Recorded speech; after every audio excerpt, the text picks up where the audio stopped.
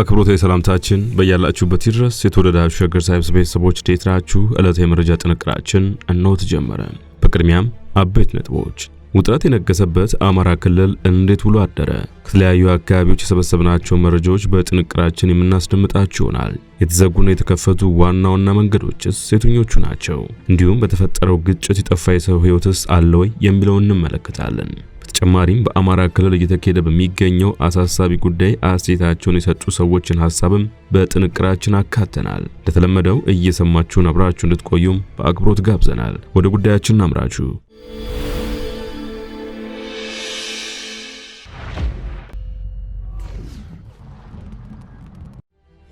የፌደራል መንግስት እንደሚታወቀው በትናንትናው ዕለት የአማራ ልዩ ኃይልን ትጥቅ ለማስፈታት ወታደራዊ እርምጃዎችን መውሰድ ጀምሯል። በዚህ ውሳኔ ያልተደሰቱ ህዝባችን ካለበት ስጋት ሀገሪቷ ካለችበት ወቅታዊ ሁኔታ አንጻር በዚህ ወቅት ትጥቅ መፍታቱ ተገቢ አይደለም ያሉ ወገኖች፣ የፖለቲካ ፓርቲዎች እንዲሁም እዚያው ልዩ ኃይል ውስጥ ያሉ ክፍሎች ተቃውሟቸውን በብርቱ አሰምተዋል።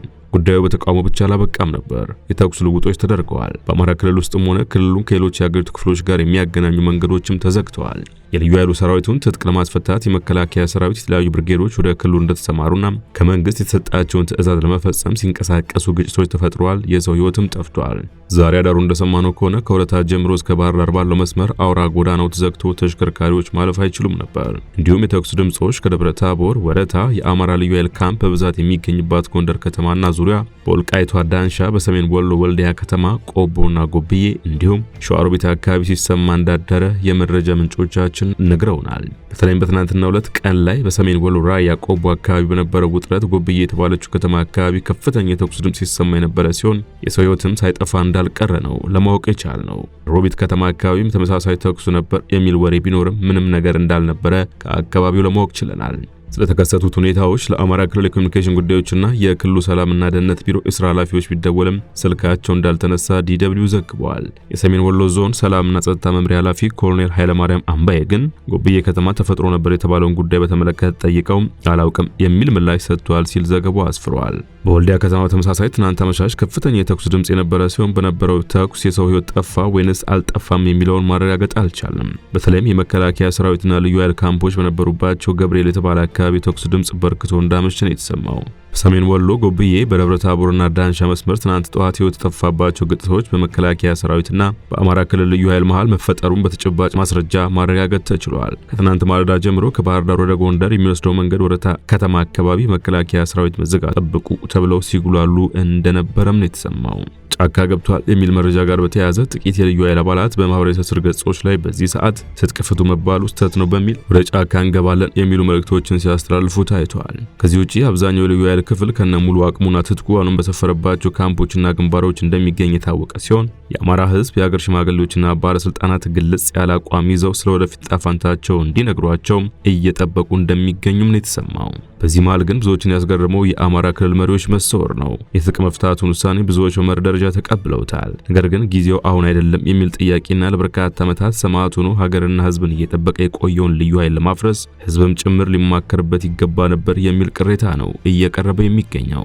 የጉዳዩን አሳሳቢነት ሳይረዱ ልዩ ኃይሉ ትጥቅ እንዲፈታ መወሰናቸውን፣ በዚህ ደግሞ የአማራ ክልል ህዝብ ምን እንደሚያጣና እንደሚጠቀም በይፋ ያላሳወቁ ትጥቅ ለማስፈታት እንቅስቃሴ ሲጀመር ደግሞ ለማረጋጋት እንኳን ድፍረትና ወኔ ያተው የተሰወሩት የአማራ ክልል አመራሮች ብዙዎችን እያስገረሙ ይገኛሉ። ጉዳዩ በንጽጽር ሰላማዊ የነበረውን ክልል ወደ ትርምስ ይከቷል የሚል ስጋት ያለባቸው ወገኖች ብዙዎች ናቸው። እንዲሁም ከትግራይና ኦሮሚያ ክልል ቀጥሎ የፌደራል መንግስት የባሰና አደገኛ ጦርነት እጁ ላይ ሊፈነዳበት ይችላል የሚል ስጋትም ያላቸው ብዙዎች ናቸው። ሳይቃጠል በቅጠል እንዲሉ ነገሩን ከጅምሩ ለማስተካከል የአማራ ክልል መንግስት ለምን እጁ ተሰበሰበ? ህዝብ የመረጣቸው መሪዎችስ ፊት ለፊት ወጥተው እውነቱን ለመናገር ምን አስፈራቸው የሚል ቁጣ እየተሰማ ነው። ሰዎቹ በውሳኔው አፍረዋል። የህዝብን ፊት ማየት ተስኗቸዋል። ልክ እንደ ህዝቡ ደስተኛ አይደሉም ወይንስ በሙሉ ልብ አልተቀበሉትም የሚለውም አነጋጋሪ ሆኖ ቀጥሏል። ሂደቱን በርከት ያሉ ዕውቅ ሰዎች እየተቃወሙት ይገኛሉ። የአብን አመራሮች ለምሳሌ ዩሱፍ ኢብራሂም፣ ጋሻው መርሻ፣ አምን ዘለቀና ብዙዎች ጊዜውን ያልጠበቀም የአማራን ህዝብ ለአደጋ ጋልጦ የከፋ አደጋ የሚያስከትል ነው በማለት ሞግተዋል። የአማራ ብሔራዊ ንቅናቄ አብንም በተመሳሳይ ገዢው ፓርቲ የአማራ ክልል ልዩ ኃይልን በግዴታ ትጥቅ ለማስፈታት እንቅስቃሴ በማድረግ ላይ ነው ሲል ባወጣው መግለጫ ከሷል። ፓርቲው በዚሁ መግለጫው ገዢው ፓርቲ በአማራ ክልል የተለያዩ አካባቢዎች በክልሉ ልዩ ኃይልና በፌዴራል ጸጥታ ተቋማት መካከል ከፍተኛ ውጥረት መፈጠሩን ተረድቻለሁ ብለዋል። መንግስት የጋራ መግባባትና መተማመን ሳይፈጠር የክልሉን ልዩ ኃይል በድንገትና ያለበቂ ጸጥታ ዋስትና ለማፍረስ ያሳለፈው ውሳኔና ውሳኔውን ለመተግበር የሚያደርገው እንቅስቃሴ ኃላፊነት የጎደለውና በክልሉና በአገር አቀፍ ደረጃ ከፍተኛ አለመረጋጋት የሚፈጥር ክልሉና ሀገሪቱን ወደ ሌላ የቀውስ አዙሪት የሚከት አደገኛ አካሄድ መሆኑን ፓርቲው ገልጧል። ገዢው ፓርቲ ውሳኔውን በአፋጣኝ እንዲቀለብስና ከክልሉ መንግስትና ከህዝብ ጋር በጉዳዩ ላይ ውይይት እንዲያደርግ አብን አሳስበዋል። ባልደራስ እውነተኛ ዲሞክራሲ ፓርቲም እንዲሁ ውሳኔውን በመቃወም የፌዴራል መንግስት የአማራ ልዩ ኃይል እንዲፈርስ ያስተላለፈውን ውሳኔ በሁሉም ክልሎች ልዩ ኃይሎች ላይ በኩል ደረጃና መጠን ተፈጻሚ በማይሆንበት ሁኔታ የአማራን ህዝብ ለጥቃት የሚዳርግ እኩይ ውሳኔ ስለሆነ ውሳኔውን በጥብቅ አወግዛለሁ ብለዋል። መግለጫው የሀገሪቱ መከላከያ በአንድ ብሔር የበላይነት በተዋቀረበት ሁኔታ የኦሮሚያ ክልላዊ መንግስት የልዩ ኃይል ምልመላ እያካሄደበት ባለበት ወቅትና ትጥቁንም በማይፈታበት ሁኔታ የአማራ ልዩ ኃይል እንዲፈታ ማድረግ በኦሮሚያ ክልል ጭፍጨፋ ለመፈጸም የሚኖራቸውን ዓላማ የሚያሳብቅ ነው ብዬ አምናለሁ ሲል አመልክቷል። የዕለቱ የመረጃ ጥንቅራችን የሰማችሁትን ይመስላል። ስላዳመጣችሁን አመሰገንን። በያላችሁበት ሰናይ ጊዜ